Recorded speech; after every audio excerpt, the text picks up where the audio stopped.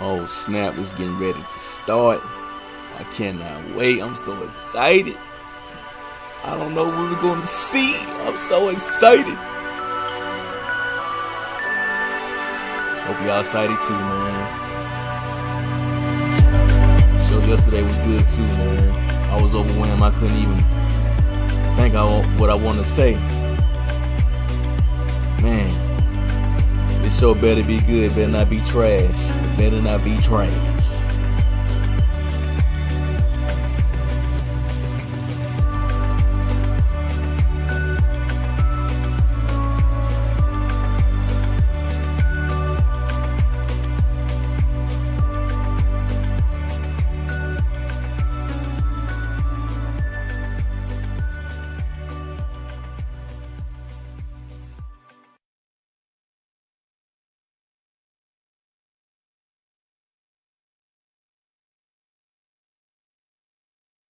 Hey, we are a small snippet of Squanch Games, and we are here to tell you how excited we are to be a part of the Microsoft Games Show Extended. Games Showcase Extended. You know, Games Showcase Extended.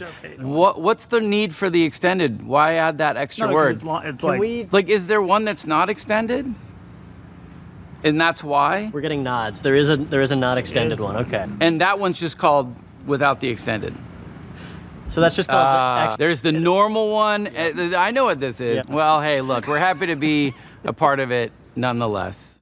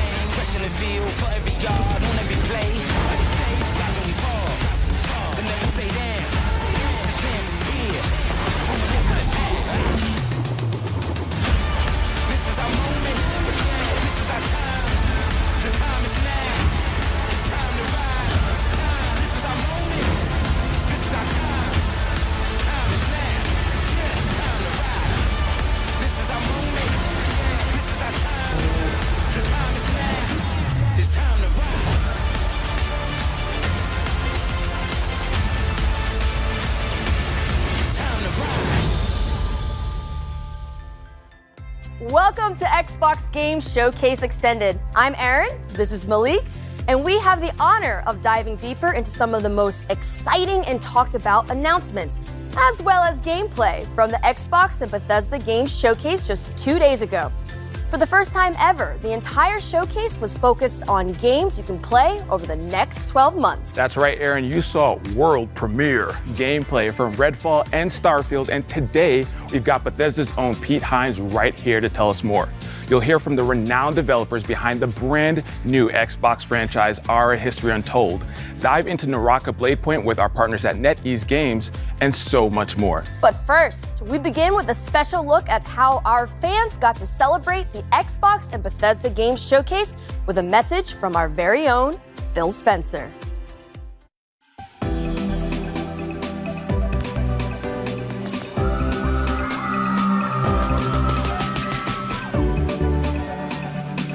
I love coming to events like this. You can just feel the energy, people loving to come together as a community, their love of video games, the Xbox fans. Just a really special time for everybody, myself included.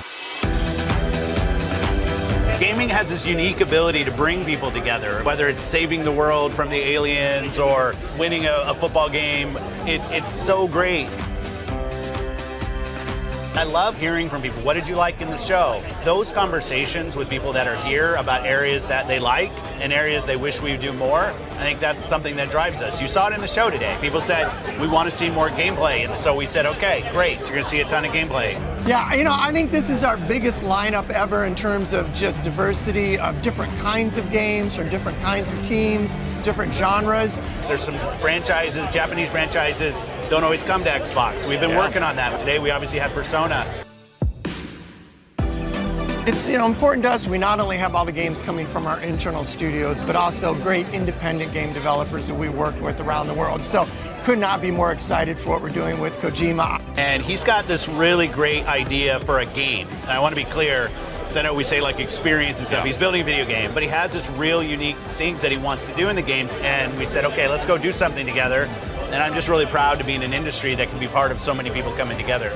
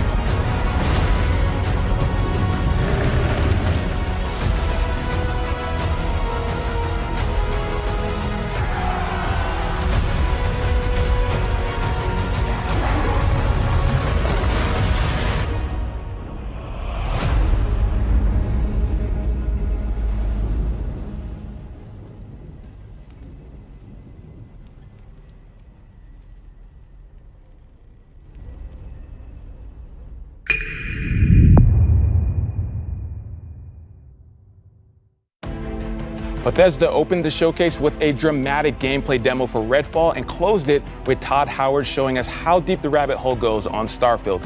And we also got a sneak peek at upcoming expansions for Elder Scrolls Online and Fallout 76. Here to break it all down for us is the man, the myth, the legend himself, Pete Hines from Bethesda. Pete, how are you? I'm great, good to see you. Good to see you as well. So about a month ago, you all announced some delays for both Redfall and Starfield. So I wanted to give you a chance to tell us a little bit about the decision-making process for that. Absolutely. Look, with all the time that goes into a game, it would be foolish to rush it out the door before it's ready. I think we have continued to sort of examine how we think about games and making sure that they are going to meet our players' expectations. Obviously, the last 2 years have really challenged us from a development standpoint. How we work now largely remotely, while a lot of our folks are not back in the office. And, that has an impact. I also think we've been thinking about things like release dates and when do we give those out and how do we make sure we give one out that we actually hit and don't have to change later. So it's not something we undertake lightly, but at the end of the day, I think what our fans expect, what Xbox fans, what Bethesda fans expect is a high quality game, and we want to do everything we can to give our teams the time to fully realize the games they're making. Yeah, and I think that's what it's all about, right? Like delivering an amazing experience for the players out there. And so speaking of games, we're just going to jump into it. We're going to start with how the showcase started with Sounds good. Redfall. Now, before we even get into the game, Arcane's making the game, and I want you to talk a little bit about the pedigree of Arcane, just in case people don't know. Sure.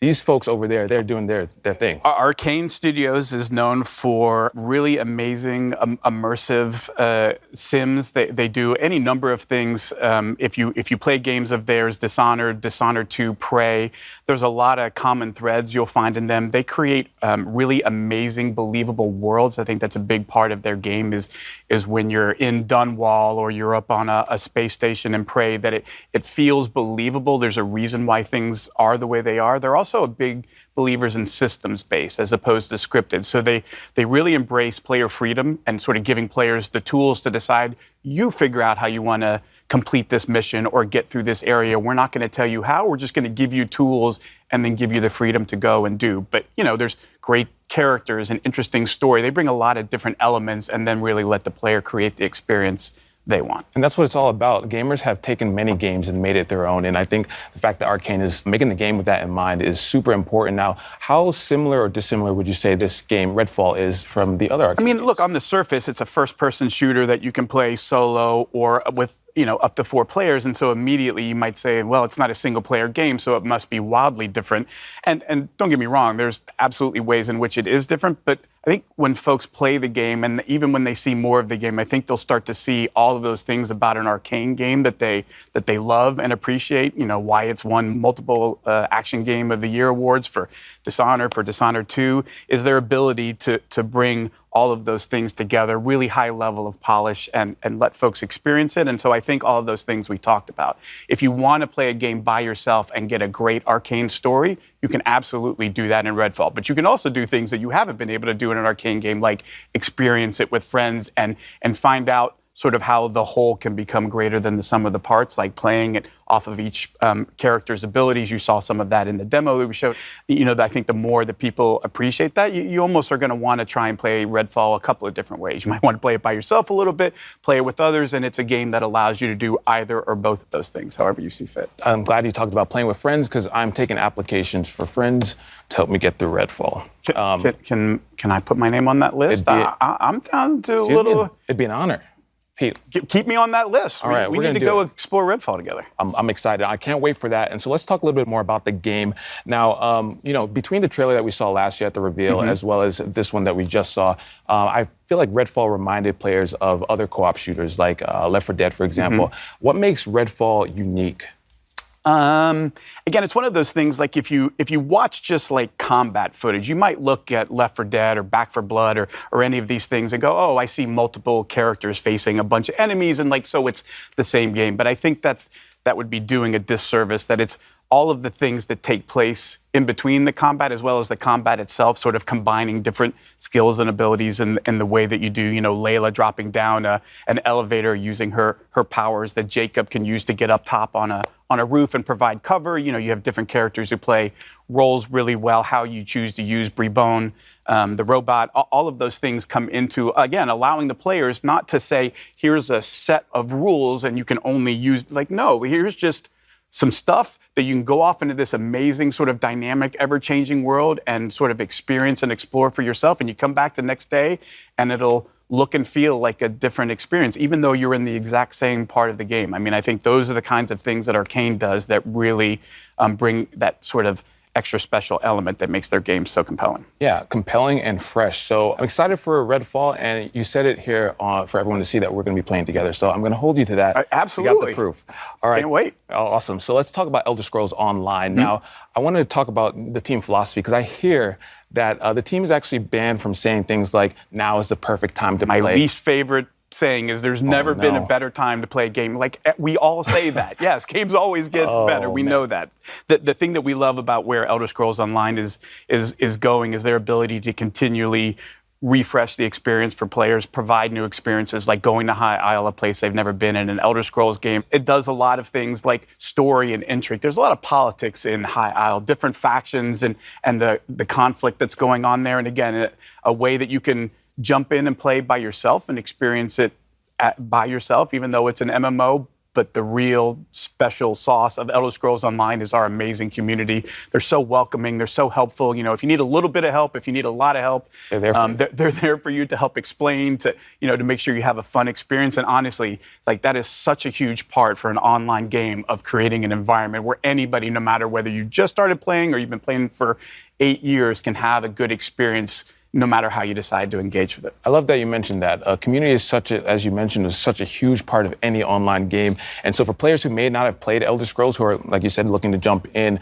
to know that they have that community backing them, that's going to help them guide them in their journey is super exciting. But I want to talk about Fallout a little bit. Okay. Huge milestone recently, 25 years of Fallout. It can rent a car even now. at this point, right? We're talking about it. All right, so this has to mean something super special to the team. Absolutely, and look, we are as aware of anybody. Like this franchise did not start with Bethesda. It's one that we took on along the way, and our intent is not just to pay homage to like Bethesda Fallout. Like, no, we mean all Fallout, because what this series has done, what it meant to us as players when we went and played those games, played the original Fallout 2, and then what the franchise has become, and sort of growing and finding an even a new audience with Fallout 3, Fallout 4, Fallout New Vegas, Fallout 76 is something we really want to celebrate. And honestly, what's going on in Fallout 76 with the pit and your ability to continue to push the boundaries in an online game of story and meaningful player choice, and as you're going along, making decisions that kind of matter and have a real impact, I think is important in the evolution of Fallout 76. And just honestly, how far that game has come from its launch. Like, we're keenly aware of how that launch went, but we are also keenly aware of the incredible amount of effort and dedication from all of our teams across Bethesda to say, like, we believe in this thing and we want to give the fans more of what they want and the kind of experiences that they want. And where Fallout 76 is now is truly remarkable when you go back and look at sort of where we were and how far we've come, and honestly, how much cool stuff is in store in the pit. It's going to be super fun. Excited to jump in. And again, that's one of those things that I'm sure you guys attribute to the community, giving that feedback. That 76 community, again, not just in the game, but what they do for each other, to support other folks in the community, what they have done to raise funds for worthwhile causes. Like, it's not just an amazing group of gamers, it's an amazing group of human beings, and honestly, one that we're honored to interact with and be a part of every day. I love that, Pete. Before you make me cry, we're going to move on to Starfield, all right? Okay. All right, so let's talk about it. Starfield ended the show. I got to say, watching the trailer, breathtaking. It's one of those things from the different locations and just seeing the difference between that moon versus the populated city, just amazing. The dog fighting, just everything was so awesome. The team really outdid themselves. It's one of those things about a Bethesda Games Studios game that I always love, and it's been the case, honestly, since, I worked on Morrowind and Oblivion and all those games that, we talked about. And for every single one, you cannot pin people down to, oh, it's about this, because it's not. Like, ultimately what those games are massive sandboxes where they give players just ridiculous amounts of freedom to say, you go figure out what kind of game you want to play and what kind of experience you want to have, because that's what this game is about. It's not us prescribing and saying, you have to do these things. And no, it's about creating this huge sandbox with over 1,000 planets so you can completely explore and say, yeah, but you don't have to. Like, it's entirely up to you to figure out what is fun for me. Do I want story? Do I want to join factions? Do I want to, build outposts and gather resources to build more cool stuff? The team really puts all of those tools in the player's hands and step back and says, now it's time for you to tell the story of Starfield, which is your story, which is going to be different than mine, which is going to be different than everybody else's. And I think that's really where the magic of a Bethesda Game Studios game happens. Speaking about the scope of everything, Todd said that this is what an epic RPG is. What does Bethesda define an epic RPG as? I think, again, it's sort of leaning into, look, there's a lot of folks who take a lot of different approaches on what does an open world mean. And Bethesda Game Studios always pushes themselves to the most freedom and least limitations, right? Where the items in the world are all real things. You walk into a store and there's a bunch of weapons or whatever. Like, that's not just art on a countertop. Like, you could pick those up. You could steal them and run out of it. You can create chaos. Like, we don't want to put too many limits on what the player is or isn't allowed to do. We love it when players say, I wonder what happens if, and then they try it. And then they get to see, like, oh my Lord, chaos ensued and it was insanity. Everybody was shooting at me. And like, that's, I think, the beauty of Bethesda Game Studios and the number of ways that they push for you to explore that, right? It's not just one, it's, you could spend thousands of hours doing nothing but shipbuilding and like focus that as all you're about, and that's okay. But you could also be about exploring every planet and finding all of the good, and that's okay. Or you could just play the main story and be like, I want a kind of experience that I'm guided through so that I kind of get to see stuff, and I might stop here and there. Oh, there's a cool side quest that I got, but I want something that sort of leads me through, because I'm a little, it can be a little daunting to say you can go do whatever I want. Like, ooh, I don't know what I should do. So some folks want a little bit of a guided path or to understand where the fun is, and no approach is wrong. Like, for me, that's epic because it says we aren't putting any limits on what you can or can't do. We're going to set you loose and just sit back and watch the beauty that you create with your own stories and the way that you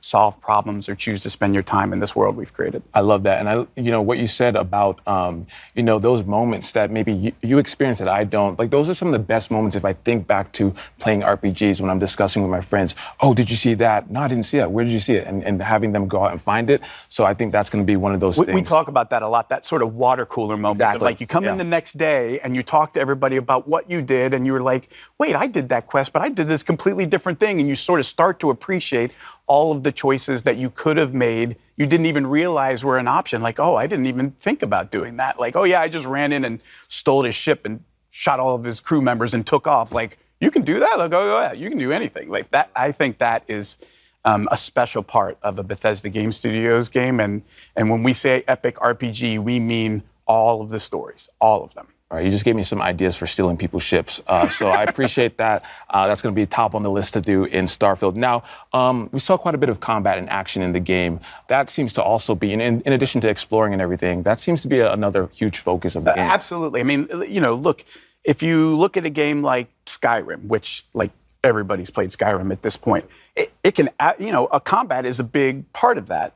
Unless you decide it's not. Like if you're one of those folks that says, actually, I'm going to do the alchemy thing and I just go off and pick flowers and make potions and like live another life in another world this way, then combat isn't part of it. But look, we know in an epic RPG, there's always bad people, shooting at you. Sometimes you got to return fire and there's a lot of fun to be had there. And so, providing a lot of different skills that sort of determine how good you are in combat, combined with all the different weapons in the game, and then you layer in ship combat and all of these other things, it starts to sort of paint a picture of just how broad or how deep the rabbit hole goes. It's going to be so impressive. And you touched on it a little bit, and I want to talk about it because this was when I'm watching the video, the demo, what I saw, and it really caught my eye is around the ship. It's not just getting in the ship and that's your ship. There's so much behind it. Can you talk about it a little bit? Yeah, like every ship is customizable to the nth degree and not just like cosmetically. I want my ship to look like this or look like that, though obviously that's totally a thing that you could do if all you care about is cosmetics. But it goes much deeper than that in terms of like what kind of shields you have, what kind of weapons you have, like what kind of ship are you building? What do you want it to be good at? What trade-offs are you willing to make or not? And then the other part of it is, of course, well, you can't just, it's a spaceship. Those aren't cheap. So you have to figure out, how am I going to do this? Where do I get the resources to build this stuff? What kind of, skills do I need to level up to improve different parts of my ship beyond, what I could do without those skills? So there's a lot of, again, choices in terms of you get to decide that, how much you want to put into that or not. Do you just want to give somebody money for the parts that you want? Do you want to build it? All of those things are sort of part of the fun of deciding how much do you want to interact with this and how do you want to interact with it? Absolutely. I mean, just as you mentioned, the scope, the level of player agency, something that I feel like is going to just make Starfield such a special experience. So between Redfall, ESO, Fallout 76, and Starfield, you all are just killing the game. Yeah, we got a few games coming out. It's going to be so great. Pete, thank you so much for stopping by. Thanks for having me. Of course, Pete. Now, coming up, we'll hear from our friends around the world, including Squanch Games, Obsidian Entertainment, Playground Games, and of course, Xbox fans like you. But first, let's hear from the creators of one of the world's most popular Battle Royale games.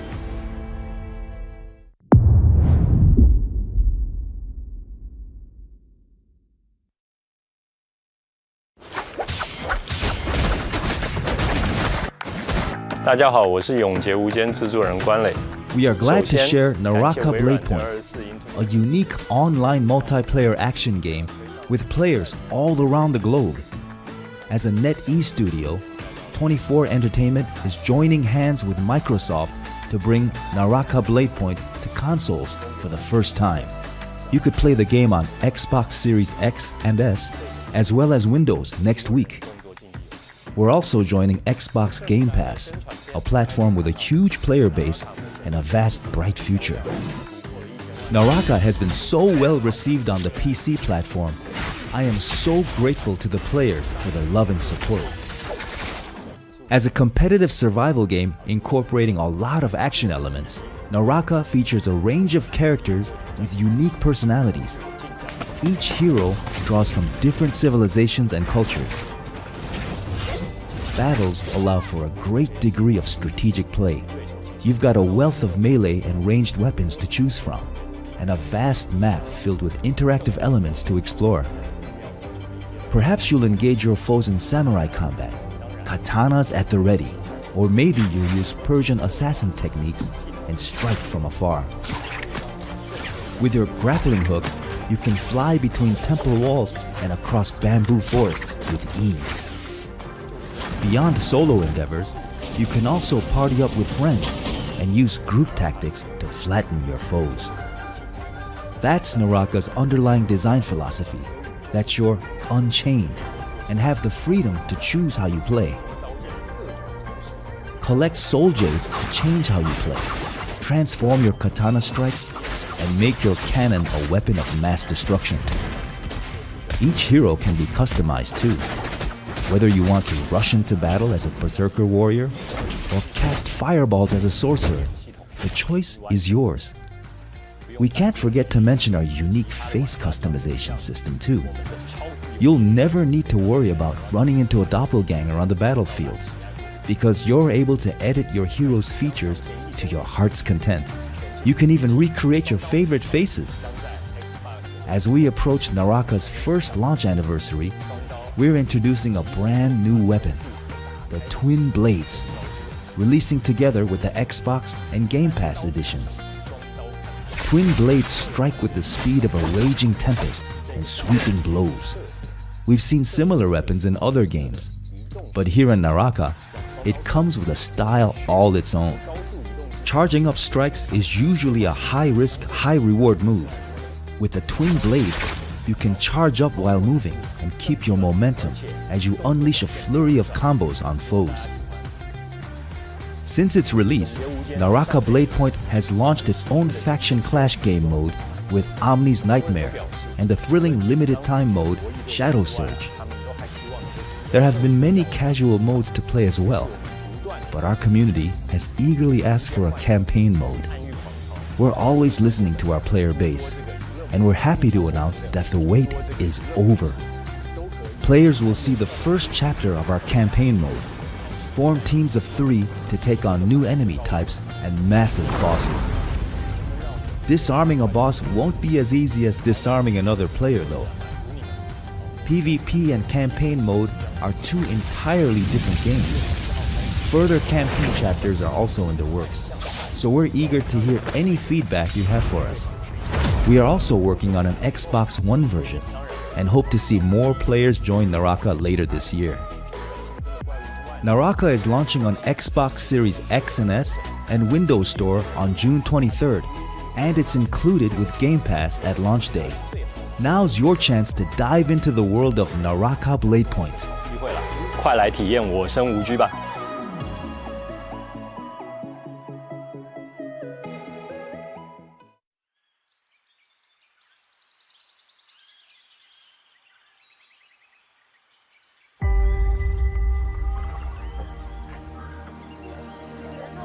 History is filled with moments of greatness. Some well known, some lost to time. But what about the history that could have been if you were its architect? How would you reshape the world? What new stories would you tell? And when your people speak, would you listen? How would you lead them in this new world?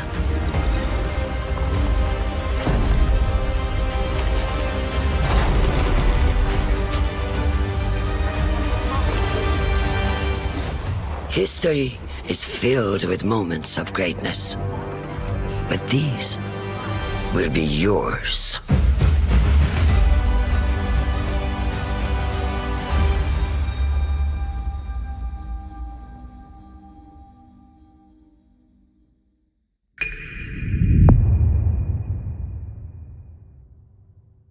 I'm excited to welcome our friends from Oxide Games for a closer look at their historical grand strategy game for PC called Ara History Untold.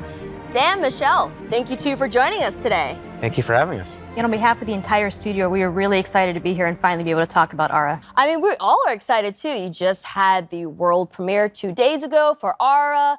And I have to say, I'm a really, really big history fan. I love me some history. So I've been looking forward to talking to you two about this.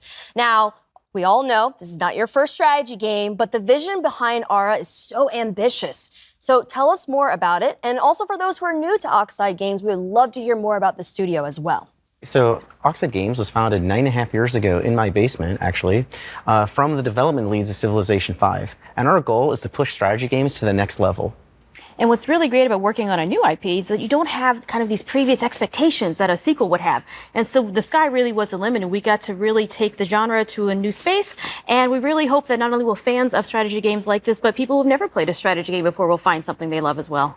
You're absolutely taking it to the next level. I think I saw like a drone was in like the 18th century or something like that. It's very, very fascinating. And I think that like if you're someone who really enjoys history, it's bringing like all of the worlds together, all the periods of time together. And that's a grand vision in itself. So how does the vision of Aura impact the player experience within the game? So one of the kind of big things we wanted to do with Aura was really explore how to make the game less about finding that optimal strategy, that optimal path, and really bring in ways to make it more meaningful to the player, make it unique to themselves. So what are different kinds of choices we can bring to the player so that when you play it's different than when I play, and yet we can both be competitive together? How can we do things to really impact agency and expression and really let you express your values and your play styles through the different mechanics in the product? And Dan, what about you? How does the vision impact the overall experience? So one of the big things that we've been working on is what we call the living world. We wanted the expression of the game to manifest itself in a way that felt authentic and cool. So we've spent a lot of effort on making sure that the choices that you make are expressed in a visual way. And so you're going to see your citizens doing things that reflect the choices that you've made. And this is actually really challenging. So one of the goals when we founded Oxide was to not have to tell the designers, no, you can't do that thing. And so the game is obviously huge. It's just massive. And so it was a very large technological constraint from doing something like that. But we have our own proprietary engine that allows us to really bring this alternate Earth to life.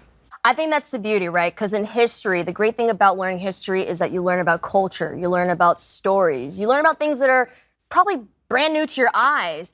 But the way that Aura helps you remix, reimagine, and rewrite history is a beautiful sight to see. And I'm excited to get my hands on it, and I'm sure everyone else is who's watching. So let us know, where can we learn more about it, and when can we get our hands on it? Because I need it today. So if you head over to the website, you can sign up for the Insider program, which will give you a chance to join the technical alpha and play the game later this summer, which is super exciting because we've been playing it, all the time. And so now you have a chance to play. Dan, Michelle, thank you two so much for giving us the lowdown on Aura. Really appreciate it. Thanks for having us. Grounded is finally leaving early access and moving into full release with a highly anticipated story mode. Here's Adam Brennicke and Eric Dorabella from Obsidian Entertainment to tell us more.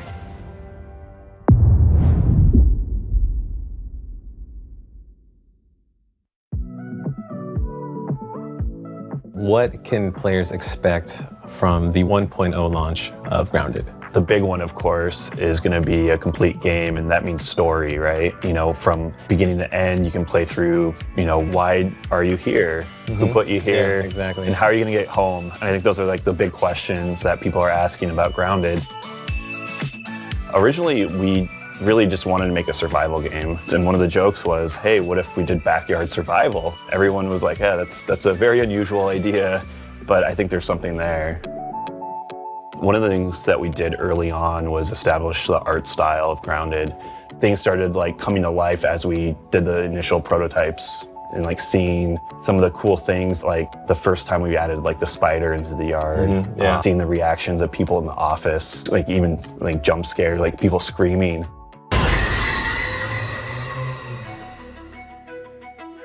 The team is very small. It's the smallest team I've ever worked on at Obsidian.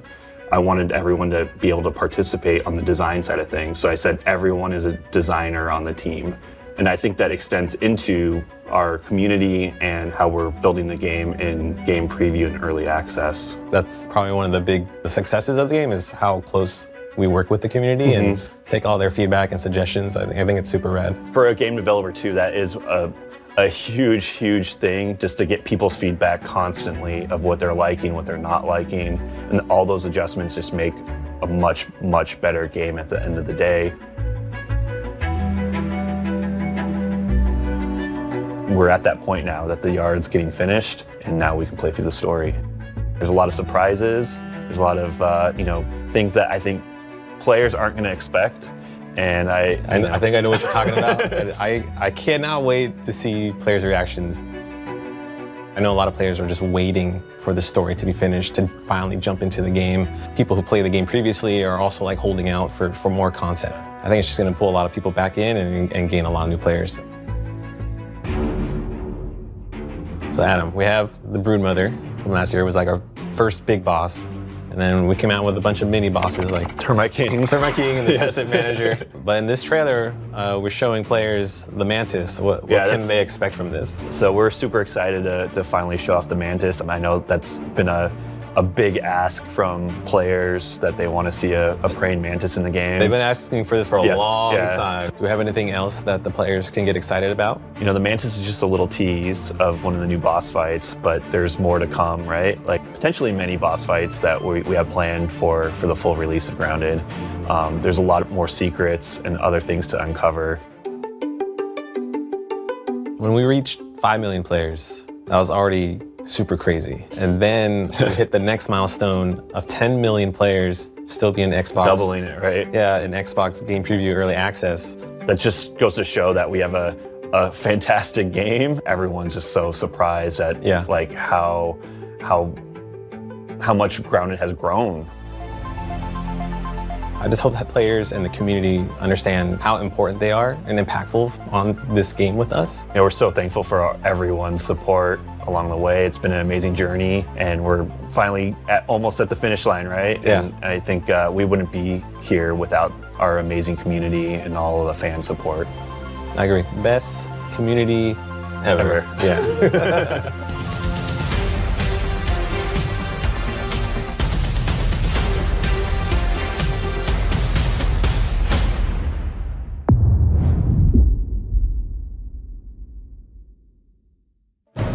So I got a call from my good friend York Newman, the head of Microsoft Flight Simulator.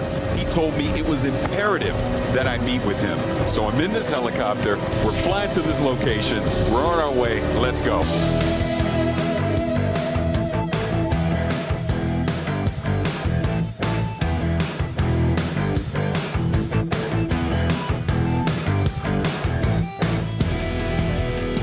York! Hey, Paris, good to see you. Good to see you. Thanks for coming to DC, man. No, thank you. What am I doing here? Later. Let's get in. We don't have much time. Oh, okay.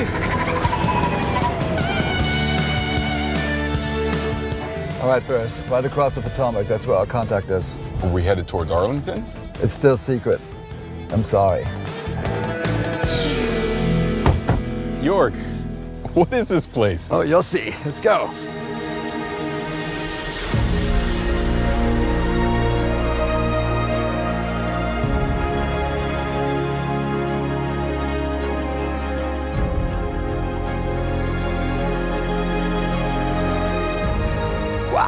Look at this place.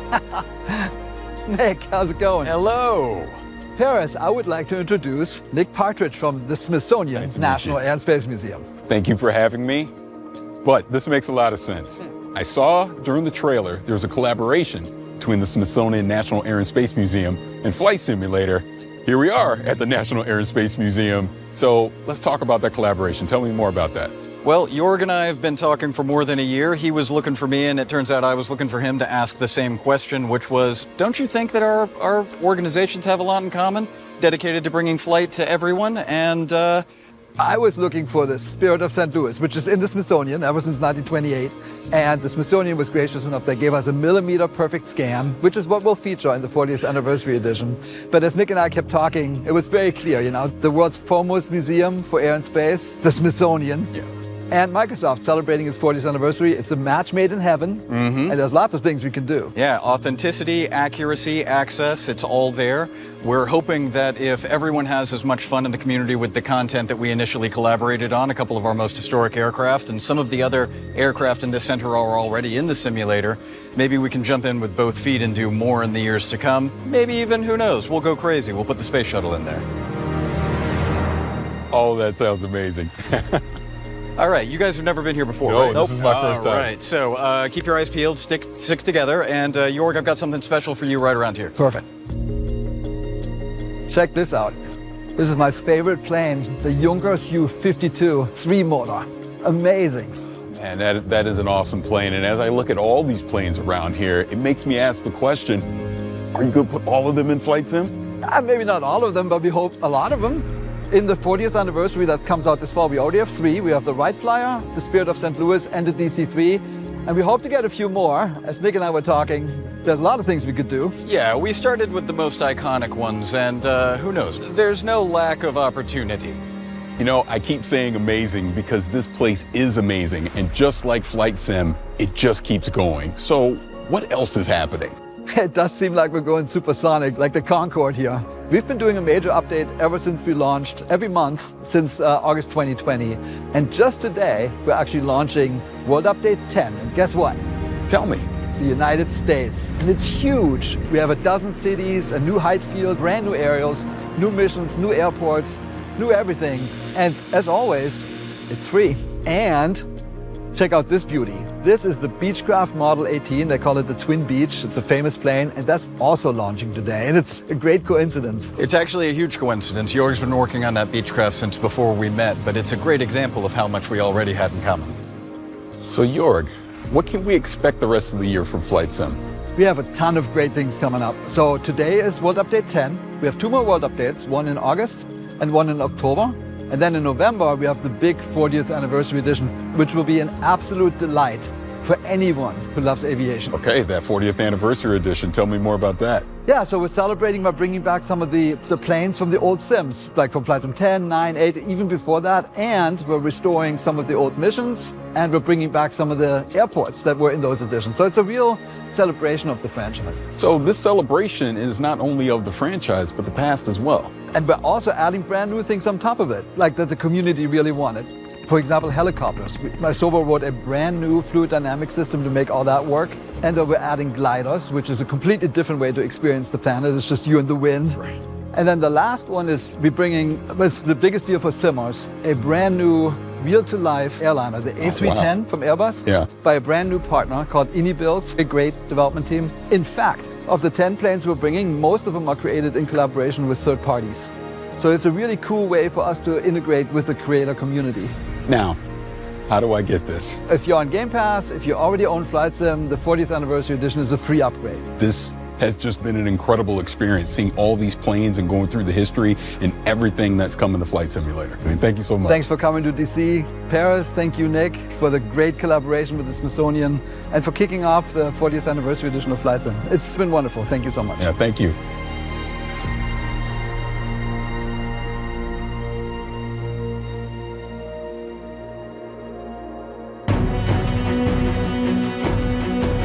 Today was a good day, but now I have a need for speed.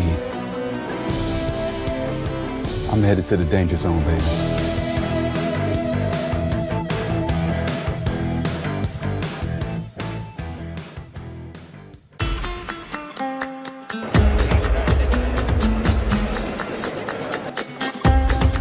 Estamos aquí para disfrutar del mejor día de mi vida, el día de la Xbox, que estoy muy emocionado. I came in Madrid just yesterday to be here in FanFest Xbox, and I'm so excited. Estamos aquí en Madrid para ver nuevos juegos como Starfield, que yo personalmente le tengo muchísimas ganas. Me ha encantado y no me lo podía perder, este es un evento único.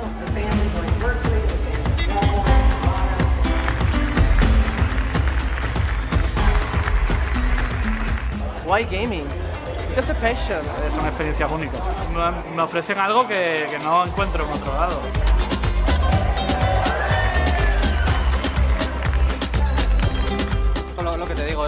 una familia para mí. Me ha parecido genial y un cierre para un evento así maravilloso. Just the passion that people have. I feel very welcome.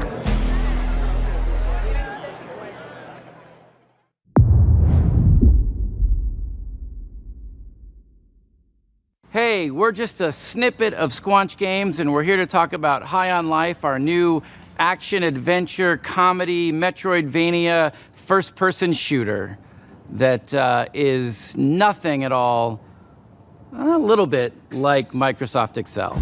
All right, you're a bounty hunter now. You gotta help me rescue my friends. They're Gatlians just like me.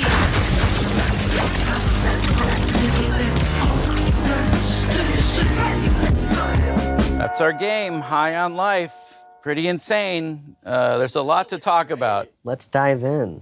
So Justin, you're typically known for working in animation.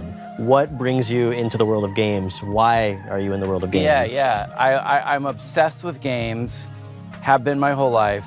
Always had ideas, always had, things I would love to make, but just never thought I could ever step into that arena because I lack all the skills needed. You don't know how games work. Other than like creative direction, creative ideas, like other than that, I lack all the skills to execute. But that's why, that's part of why you want to start Squanch, right? Is like to be able to have an idea like that and let it grow to something amazing. And to be able to be creatively free. I wanted to make games that I wanted to play. And that was sort of the spark that just lit the fire of Squanch Games. And then we shipped Trover and we shipped Accounting Plus, and now we're on this absolutely dream game. This is like our real legit swing at like a proper, like we're indie, but like this is like our AAA, or is it triple I for indie? Yeah. We're triple I. Yeah, this is a triple I game. So the story of our game mostly follows like Earth being invaded by this evil criminal cartel of aliens who come in and kidnap humans and start selling them on the black market like they're drugs. And you're the one human who has to team up with a talking gun and stop them. And when you select a cartel leader that you're gonna go after, like it opens the portal door to that world that they're in. Eric, can you tell us a little bit about the worlds of the game, the art style of the game, the visuals? Yeah. So we spent a lot of time kind of constructing and creating these awesome alien worlds. Myself and Mikey Spano, who is our art director, him and I worked like a ton on the sort of art direction of the game. He really kind of landed in this space, which was kind of Blade Runner meets the Muppets. So we're trying to capture that feeling with all of our characters, especially our aliens. And then each world is its own kind of unique flavor, right? I think some of the ideas came from very kind of core thoughts. Like we want to have an awesome alien, like drug-dense spa on an asteroid. And yeah, what makes me really excited is the sort of really clear and like, it's almost deceivingly simple narrative, right? Save the Earth, humans or drugs, talking guns. Ta-da. So Alec, who are the guns? What's their deal? The guns are these talking alien Gatlians. They're all shaped somewhat like a gun you'd find on Earth, but they've evolved to be just gun-like in their own way. And so this race of Gatlians each has their own unique personality, their unique set of abilities, and you're gonna be rescuing them from this evil alien cartel, and together, you gotta stop the bad guys. And get more Gatlians. Yeah, collect more Gatlians. Yeah, a lot of players are gonna have very different experiences depending on what gun they favor. Yeah, you kind of pick your favorite companion to have out a lot and hear their dialogue, be part of different dialogue scenes and stuff. Yeah. Look at us, blasting away! And sometimes you can unlock the guns in a different order than another player has. So when you go back through a level, you'll see things that you would have been able to access if you'd done it in the other order. That's and you can come back. That's a huge one. All right, so we've talked about this crazy good game that sounds amazing. Why should people be excited to play it?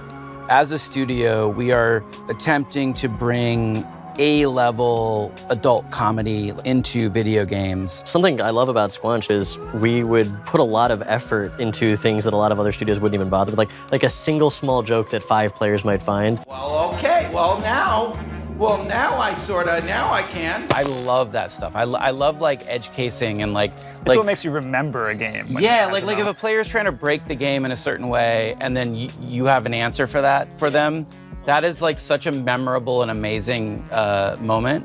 it's almost like watching TV, but the viewer is able to reach into the TV and poke a thing, and the character has to respond to that. And there's so much fun to be had for the You can most skip part. it all. We worked really hard on it if you want to skip it. Yeah, if you want to just like miss out on like, you know, Yeah, some if you're of like the a big coolest... dummy and you don't want to play the game at all, that's fine. We're not going to judge you. We're just going to be upset.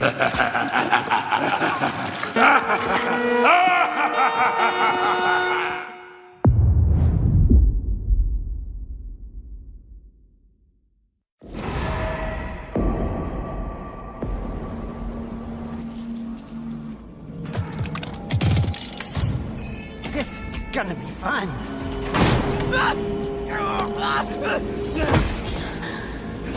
You know I can't let you leave.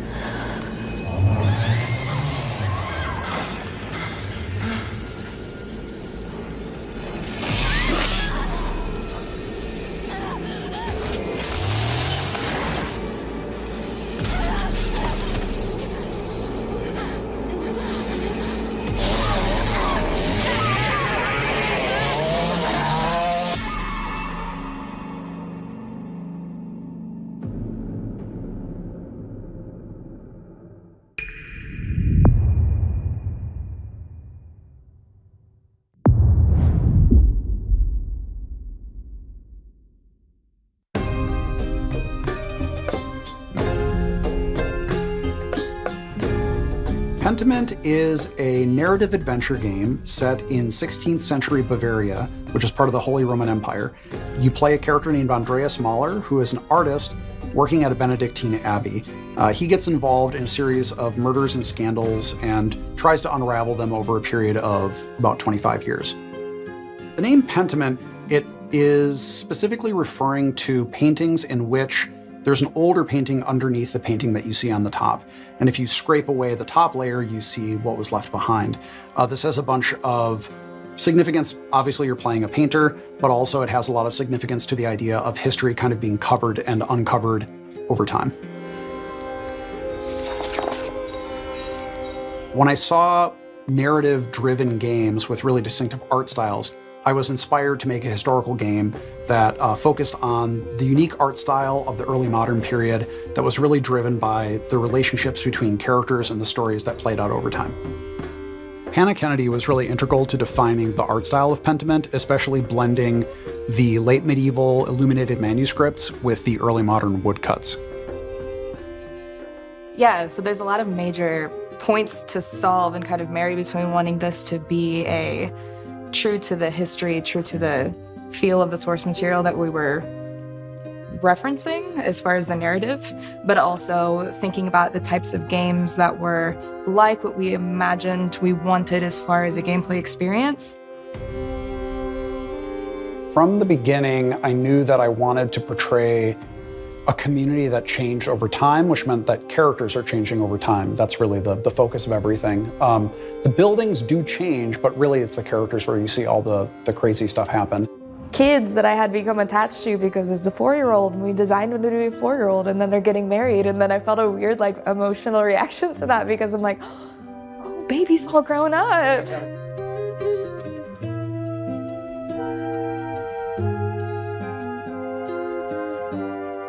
I think the 16th century has always been really interesting to me because it was a time of such social upheaval in Europe. I think when we look at social change in the past, it seems like it's a thing that always happens outside of our time. But right now, I think we're maybe more aware than ever that social change is happening constantly, and people are always struggling with it. It's always a difficult process. And so I hope that by looking at people from the past, we can see that even though the setting might be different and the specific issues might be different, ultimately we always struggle with social change.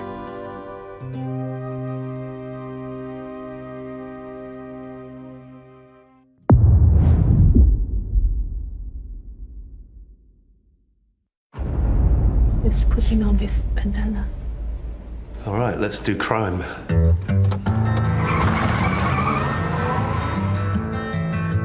It's such a bad idea. All you had to do was keep your mouth shut! I'm gonna override this. Is your life mission to cause harm? Yeah. This is my favorite shot of the whole game. This one. With As Dusk Falls, what we're trying to do is to make a brilliant interactive experience for anyone who loves brilliant storytelling. So people who enjoy films, people who enjoy TV series. It's also a social experience and about sharing these stories with the people you love. I think we should stick to the plan. Yeah, stick to the plan. I took my inspiration from TV shows, prestige shows like, Breaking Bad, Fargo. I really love Dog Day Afternoon. It's such a wonderful setup. You try that again, and every last one of them leaves in a body bag. When you write for interactive stories, it's all about the stakes. You want big choices, the tentpole ones that everyone will remember from the chapter they played, but also you weave in the smaller stakes, the drama bit, like the relationships. Are you gonna stay married? When you lost your job, this wall went up, and I missed you, okay? The game deals with very mature themes that you don't normally find in a video game. It really gives you agency over characters that are relatable, that are familiar to you. It's like an interactive story, but with the power of video game behind it. I only gotta yell and my brothers will come. Now hold your horses, young man. I think you should at least listen to what I have to say. In the first book, it's mainly structured around a hostage situation in a motel in the middle of the desert in Arizona, so it's a pressure cooker. You want your wife to live? Answer and do exactly what I say. Book 2 takes another approach entirely, and it's a chase across multiple states in the US. There's nowhere else to run. As Dusk Falls is an interactive show, but the important part here is the word interactive. The players are very much needed to help the character on their journey and decide what's going to happen to them, help them grow and change. It's not like there's one golden path. There's so many different ways through the story. You can replay it, and then you get to different story and different ending, and you feel like you're actually achieving something and shaping the story and also the character. Some of your true self comes out into that thinking. I don't know, what would you do? I'll try to, yeah. And at the end of the game, when you play, we tell you about your playstyle, and it reveals something about the player themselves, their values, and the way they interact with the others that they played with.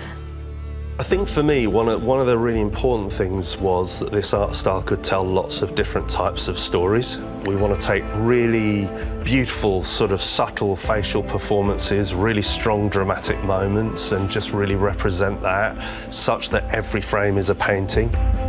It's a single player and multiplayer experience, so 1 to 8 players. Because we wanted to draw in people who weren't necessarily gamers. Gamers are going to love this game as well because it's a very mature, in-depth story.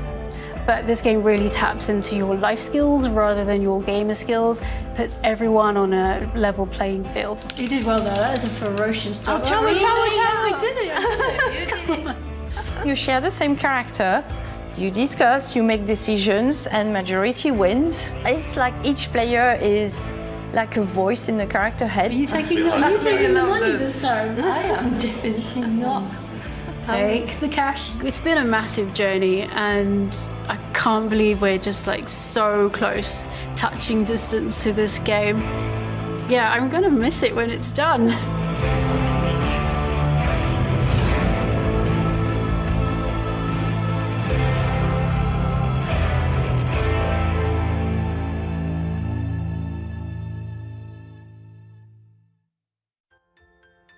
Let's check out what mysteries, adventures, and, of course, slimes are waiting for us in the new, vibrant world of Slime Rancher 2.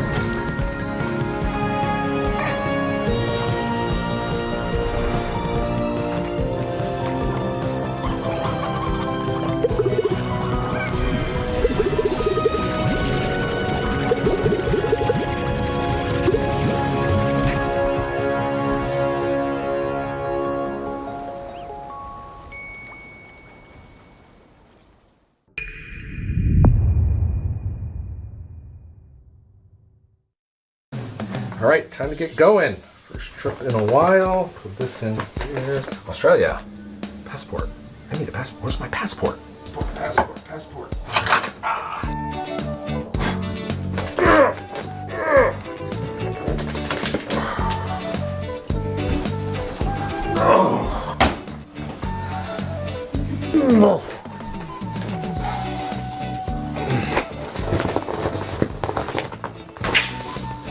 All right.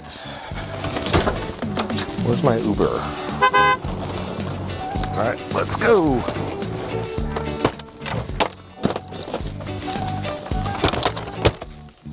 Let's go.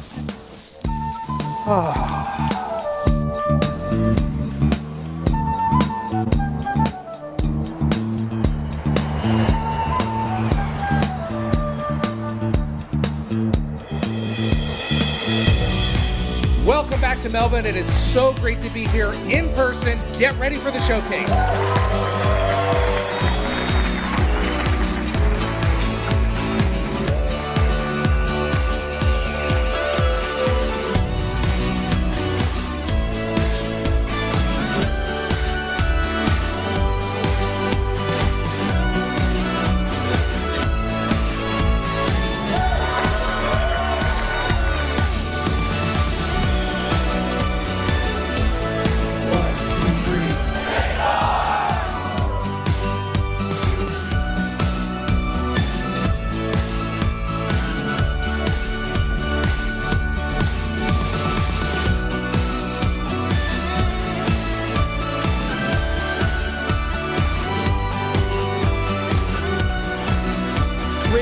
Here in Melbourne with FanFest.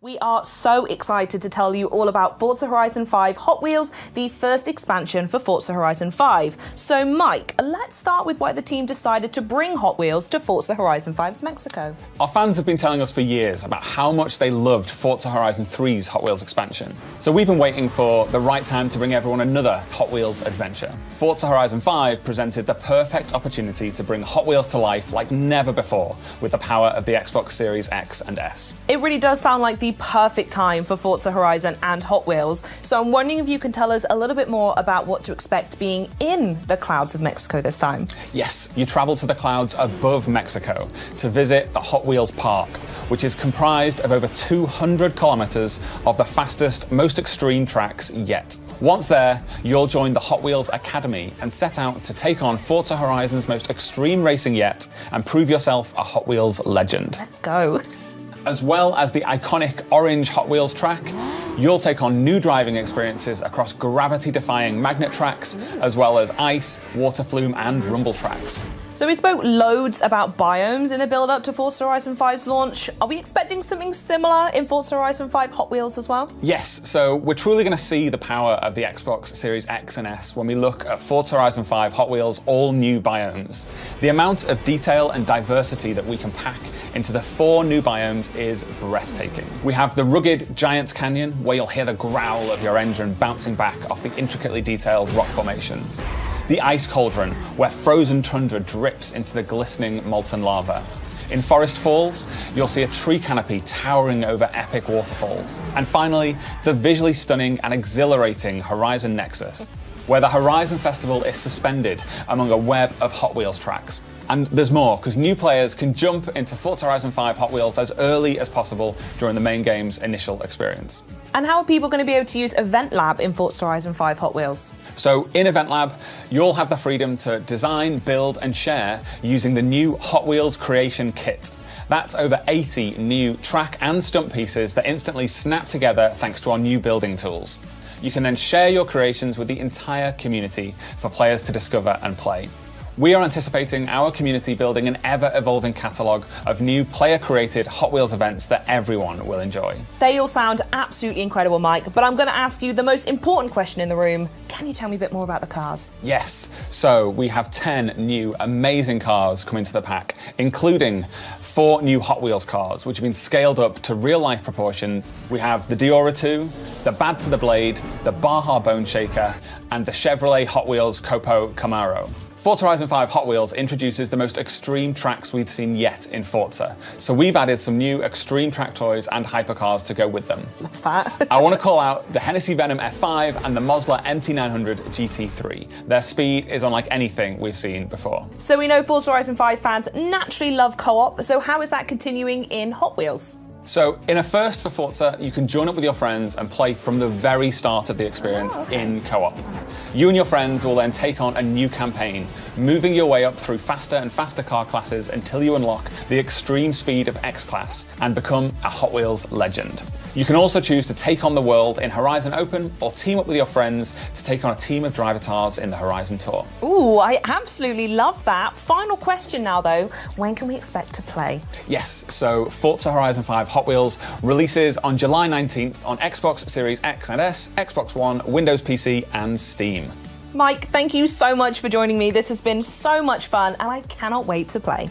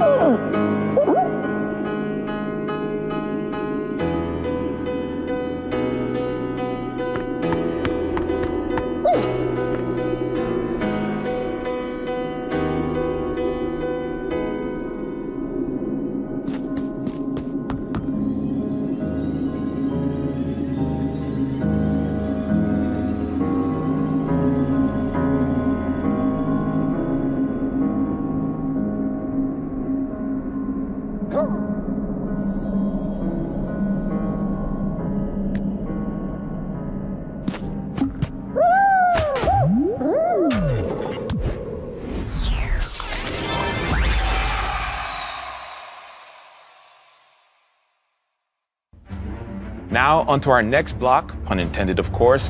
Minecraft Legends is the action strategy take on the franchise you never knew you needed. I'm here with Dennis Rees from Mojang Studios, who has just released the world premiere trailer of Minecraft Legends. Dennis, welcome to the show. Thanks for having me, Malik. So happy to have you. I mean, this is a really exciting time for the team. Let's talk Minecraft as a whole, though.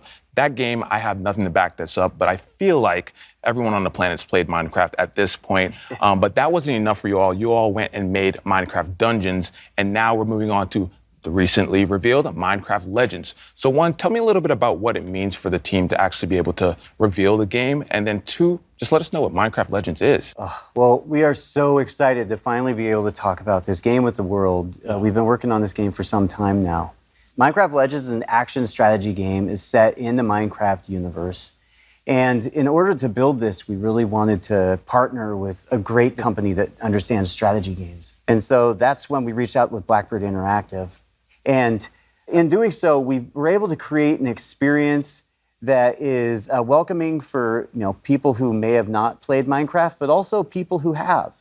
And I mean, you've seen the trailer. It's about going and traveling through these beautiful biomes, exploring this world that is familiar yet still mysterious. And so as you explore these lush biomes, you collect resources, and then you use those resources to build defenses from these dangerous but very cute piglins. And in those offensive, you're able to fight them back and send them back to where they come from. And you know what? You're going to probably want to build some alliances with some unexpected friends because they're going to help you actually defeat the piglins and send them back to where they come from. Oh, I'm looking forward to it. And I love what you said about trying to make a game that's both for fans of Minecraft that exist and new fans coming in. Minecraft can go in so many different directions, I feel like, with a new game. What made you choose action strategy? Well, really, it was many years ago, as a group of folks at Mojang sitting around talking about what game genres they really enjoy. And action and strategy were the most popular ones that came up. And so we started to think about who we could partner with to build that experience. And that's where we came into Blackbird Interactive. And that was back in 2018. And, the project was codenamed Badger. And an interesting little fact for many of those people that might follow Minecraft, if you go back to Minecon 2018 and you look at the shirt that Jens Berenstain was wearing, you'll see a graphic on there. And it's in the shape of a badger head. And really, that was meant to be an Easter egg for years forward, which here we are now. I gotta say, I love a good Easter egg. Now, where would you say that Minecraft Legends fits in the overall Minecraft universe? Well, the Minecraft universe is just always growing and expanding. And if it's not from our partner communities, then it's from Mojang specifically. Like you mentioned, Minecraft Dungeons. That's a great example where Mojang went out and we built this dungeon crawler experience in the Minecraft universe, and players love it. It's wonderful. And with Minecraft Legends, we're trying to do something similar, really. And here we're going to be introducing a narratively driven campaign with a whole bunch of new characters and a lot of other things that I'm not ready to share right now. Dennis, I thought we were friends. You can share it with me and everyone watching. No? Okay, I won't pry anymore. But tell us when the game is coming out and where we can keep up to date. It's coming out in 2023 on PC and console on Xbox Game Pass. And if you want to know more, just follow us Twitter or jump on Minecraft.net. Dennis, I'm so excited to jump into Minecraft Legends. Thank you so much for stopping by and giving us the lowdown. Thanks for having me.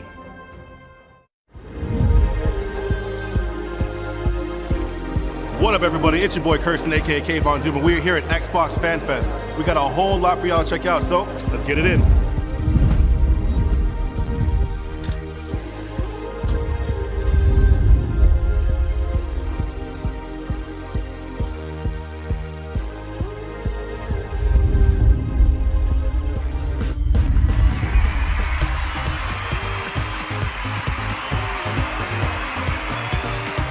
They asked me what year Halo came out, won this sweet jersey.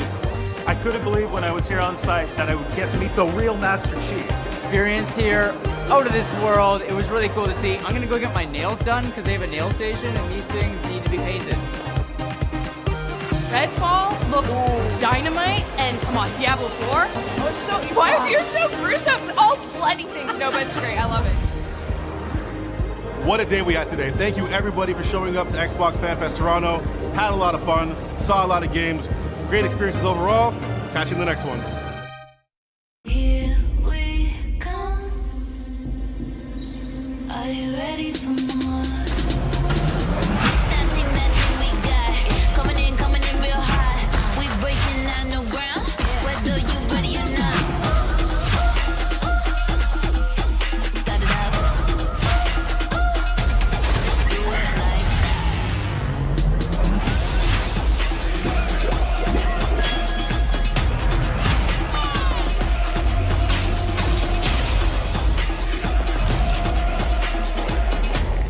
ready, set, go.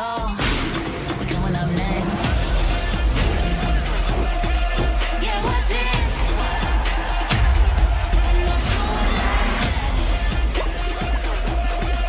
Yeah, watch this. Do it like that. Yeah, right now it's that move. Go and do that thing you do. Turning heads, you make them look. Yeah, they got their eyes on you. Step it up. Ain't seen them yet. Ready, set, go. We coming up next. Yeah, watch this. Do it like that. Yeah, watch this. Do it like that. Do it like that. I'm joined now by Sarah Bond, who leads the gaming ecosystem organization here at Xbox. Sarah, it's so great to have you. It is awesome to be here and so good to see you too. Yes, I'm super excited for this conversation because as we know, game creators are crucial to Xbox's success. And whenever you talk about them, it's with such passion and tenacity. I love it. And it sounds super important to you and the rest of Team Xbox. So my question to you is, how do creators inspire the work that you and your team do? The creators are just the bedrock of everything we do on my team. You know, when you really think about it, where gaming really comes from is it starts with someone who has a creative idea that they choose to put into a game that we all get to experience and enjoy. And that's really the bedrock of our industry, of what motivates us, is to help those people, those developers, bring their stories out. And we think about it in three ways. You know, how do we create a vibrant and engaging gamer community for them to come to through Xbox? What are the set of tools and services that we give them that make it easier and faster and more affordable for them to make a game? And how do we create a range of business models that they can use? Because a business model really enables them to perform all sorts of different types of innovation. Yeah, business models, tools, resources, all these provide choices, and it's increasing these choices for not only the developers, but the players themselves as well. Yeah. For example, you and your team just announced a new feature that's going to bring game demos to players. Can you tell us a little bit more about Project Moorcroft? Project Moorcroft. Ooh. I know. I love these project names. I wish they would just let me name it, but they just won't. Say it. I know. No. They won't. Can we change that? Well, look, we were sitting around as a team and we were thinking about some of the things that we've always loved the most about the gaming industry. And one of them was, remember when you would go to like a show like PAX or E3, and you would go to the show floor and you get to play a demo or a piece of a game, and the developer would be right there next to you, talking to you about their experience, asking you to try things out, asking you your feedback. And that was one of the things I loved the most about those experiences. We just don't have them as much anymore, you know, in the way that the world has evolved. And so we thought, gosh, how can we make Game Pass like that? Like, how can we use the power of Game Pass and all of the great discovery and player engagement that is in it and have it create for creators that opportunity to engage with fans early as they're creating their game, and also for players to get to experience something that they're really anticipating. And so that's what we're going to do. We're actually going to have a program that enables developers to take a piece, a level of their game, and put it into Game Pass so that they can get that great feedback and players can engage with them. And we know it's a lot of work sometimes for developers to do that, so we're also going to compensate them for their participation in the program. I'm so excited for what's going to come when we launch that. I think the one thing that we all miss is that connection, right? And now that we are able to come back into conferences and stuff like that, we still need to deepen it, because by deepening that connection, you're diversifying the voices, and then that in return helps to diversify the games and bring diversity into games. Completely. So how will Microsoft help to further that front? Yeah, we think about it all the time, frankly, as Microsoft, as Xbox, in my team in particular, because creators is core to everything we do. You know, if you think about a game, it enables you to experience a perspective, a point of view, in a way that is deep and immersive, unlike any other form of media. So the importance of everyone having an equal opportunity to share their story and their perspective through a game, and what it means to shaping our perceptions, to what we talk about, to what we believe, to broadening our perspectives, is critical. And we think about that all the time. So what we've done as a team is we're continuing to expand the set of developers who we're engaging with and bringing them into the Xbox ecosystem. We've actually more than doubled the number of developers that are making games for Xbox, and we saw lots of those games in the last day, which has been pretty cool. And the other thing that we did this year is, for the first time ever, we actually have a presence in Africa. We have our first Xbox employee in Africa, specifically dedicated to working with creators in the region. So what message would you like to leave for creators who are interested in starting in the industry? Yeah, I get that question a lot. People say to me, gosh, I would really like to be part of the gaming industry. I'd love to make a game. How do I break through? How do I get involved? And I say, first of all, network. Talk to people, meet people, connect with people, just how you and I connected actually at an industry event, which we met at, which was super fun. You know, build that network and that connectivity, because it's so critical in every industry, but I think particularly in gaming, right? You know, go to industry conferences like GDC, meet people, learn, try that out. And if you're interested in making a game for Xbox, you can actually go to github.com. You can actually download the Xbox Game Developer Kit and get started. And once you have a game concept, you can also submit it online through id@xbox.com, and then you can self-publish to Xbox, which is another great way. And of course, if you actually want to get involved in the industry, all companies are great, but I highly recommend you check out coming to work at Xbox. I'm biased, obviously. I mean, hey, you have every right to be so. Sarah, thank you so much for joining us today. And also, thank you to all the viewers for tuning into Extended. We've heard from so many amazing developers on today's show. Now, before we finish, is there anything else you'd like to share with us? We were talking earlier about the importance of people being able to tell their story through a game and how incredibly powerful it is. I mean, when we were talking about that, I was thinking about an experience we've had as a team that's been very touching for me. So, a couple years ago, we started really consciously extending the depth and breadth of content that we have in the Xbox ecosystem. And it was through that I got to know the team making Stalker 2 really well. And I actually got to intro that game last year in the Xbox Games Showcase, and it was just incredible. And the thing was, when I was looking at that game last year, and I was looking at the story that they were telling, and they were talking about the beauty of the land and their dedication to their culture and their country, and I thought, wow, this is a cool game. This is a compelling story. But sitting here today, recognizing that team is Ukrainian, they were based in Kiev, looking at that story and what they were showing to the world just feels entirely different and far more poignant and visceral to me.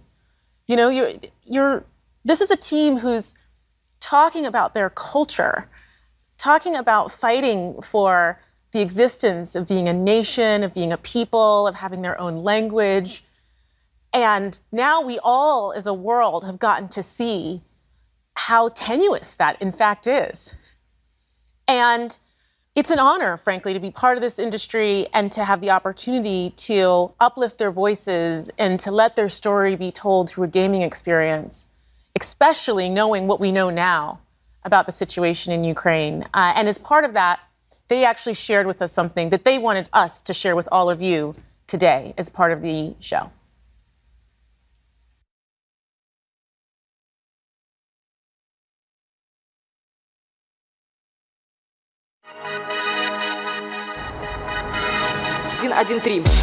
Есть.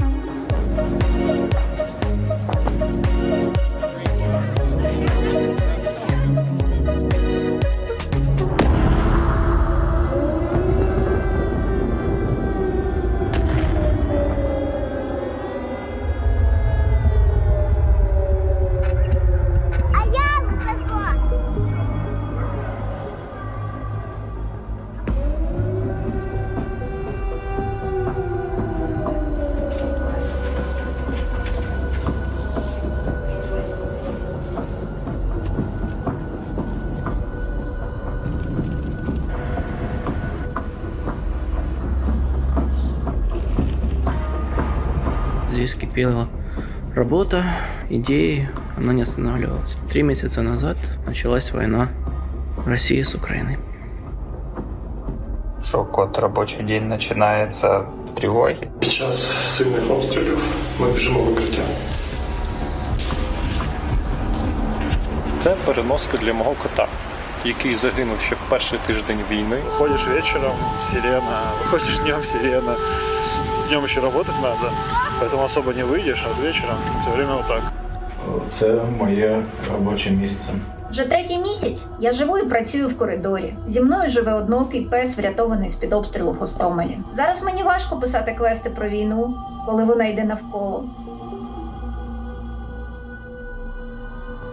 Так работает в перерывах между сиренами і волонтерськими задачами. Світ ще побачить, наскільки в нас класна культура і в тому числі, наскільки класні ігри ми можемо робити.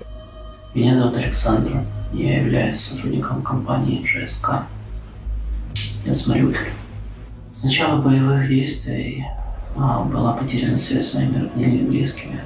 И это непередаваемое, ужасное чувство, когда ты не знаешь, живы они или нет.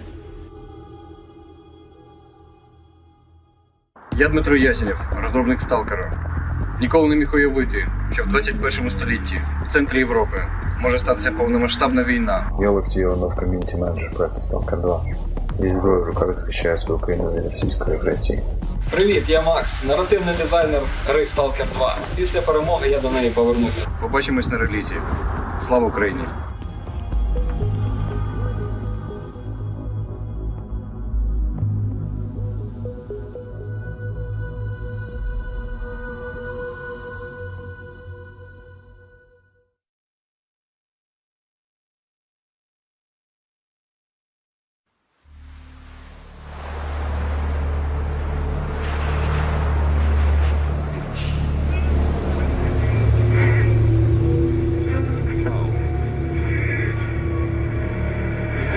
Last question, Dr. Dallin.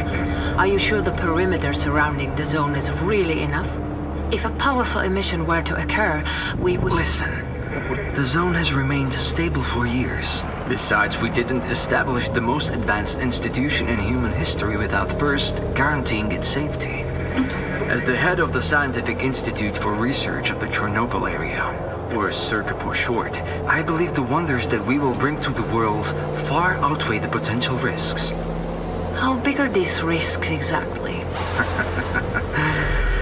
The zone reveals a whole new world. We can stick with the old one, fearing change. But tell me, do you want our descendants to remember us as cowards? Or as those who dared to venture forward to a new, better humanity?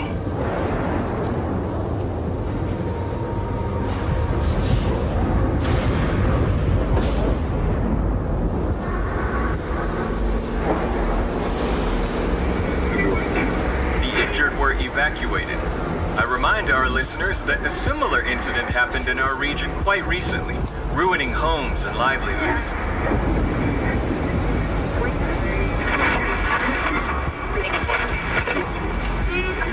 However, city officials urge people to stay calm, assuring them the situation is totally under control.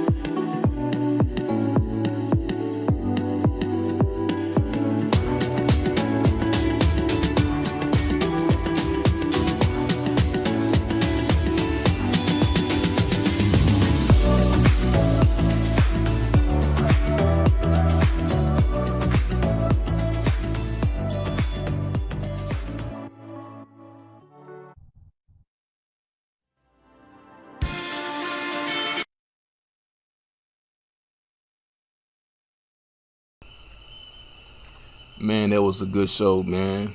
That was a really good show. I'm really excited for Stalker 2. What else that game called? Samurai Blade, whatever that game is. Flight Sim. What else? Shit, I'm just excited, man. Man, I hope y'all enjoy that live stream. Hit the like button if you did. Till next time, peace.